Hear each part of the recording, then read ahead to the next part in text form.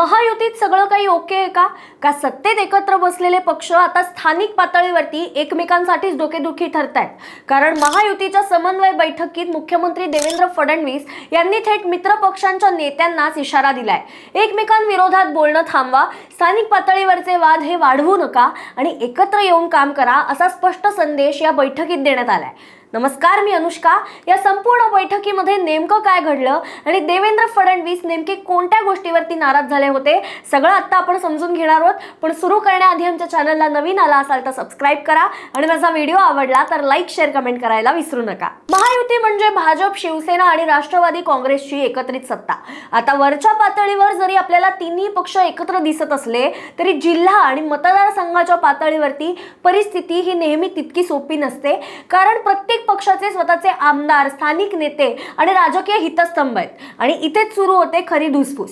कारण कुठे निधीच्या वाटपावरनं मतभेद आहेत, कुठे कोणत्या नेत्याला किती महत्त्व मिळतंय यावर नाराजी आहे, तर कुठे मित्र पक्षांचे नेते हे एकमेकांविरोधात सार्वजनिक वक्तव्य करत असल्याचं चित्र दिसतंय. या सगळ्याच्याच पार्श्वभूमीवर महायुतीची समन्वय समितीची बैठक झाली. या बैठकीला मुख्यमंत्री देवेंद्र फडणवीसांसोबतच उपमुख्यमंत्री एकनाथ शिंदे, उपमुख्यमंत्री सुनेत्र पवार आणि महायुतीचे काही प्रमुख नेते उपस्थित होते. ही महायुतीच्या समन्वय समितीची महत्त्वाची बैठक होती आणि त्या अंतर्गत मतभेदांविरुद्ध सुद्धा तिकडे चर्चा झाली. पण मग फडणवीसांचा नेमका राग कोणावर होता?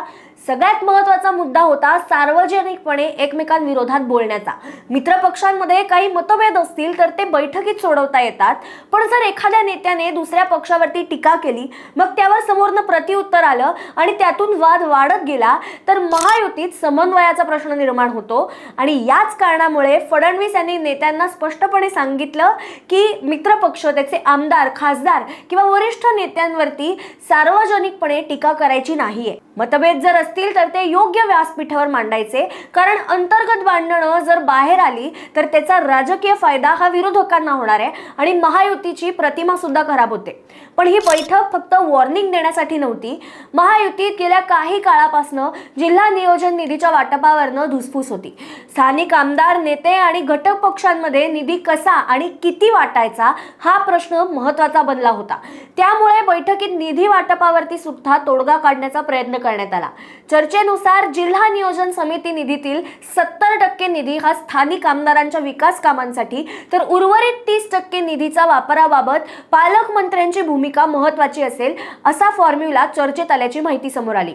म्हणजेच एका बाजूला नेत्यांची वॉर्निंग आणि दुसऱ्या बाजूला वादाचा मूळ मुद्दा जो होता म्हणजे स्थानिक निधी वाटपावरती तोडगा काढण्यात आला. याच बैठकीत आणखीन एक महत्त्वाचा मुद्दा होता, तो म्हणजे महामंडळाचं रखडलेलं वाटप.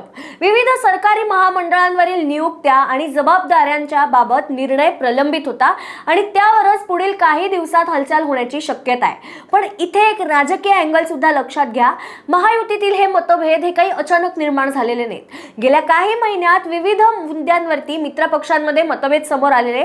अगदी नाशिक आणि रायगडच्या पालकमंत्री पदावरनं सुद्धा बराच काळ वाद सुरू होता आणि त्यावर अलीकडेच तोडगा काढण्यात आला. म्हणून आता देवेंद्र फडणवीसांचा संदेश साधा आहे की सत्ता जर चालवायची असेल तर समन्वय हे ठेवावंच लागेल. कारण लोकसभा असो, विधानसभा असो किंवा आता स्थानिक स्वराज्य निवडणुका असोत, प्रत्येक निवडणुकीत हेच तिन्ही पक्षांची युती मैदानात असणार आहे. पण वरचे नेते एकत्र असले आणि कार्यकर्ते नेते एकमेकांशी भिडले तर त्याचा फटका हा अर्थातच महायुतीला बसू शकतो.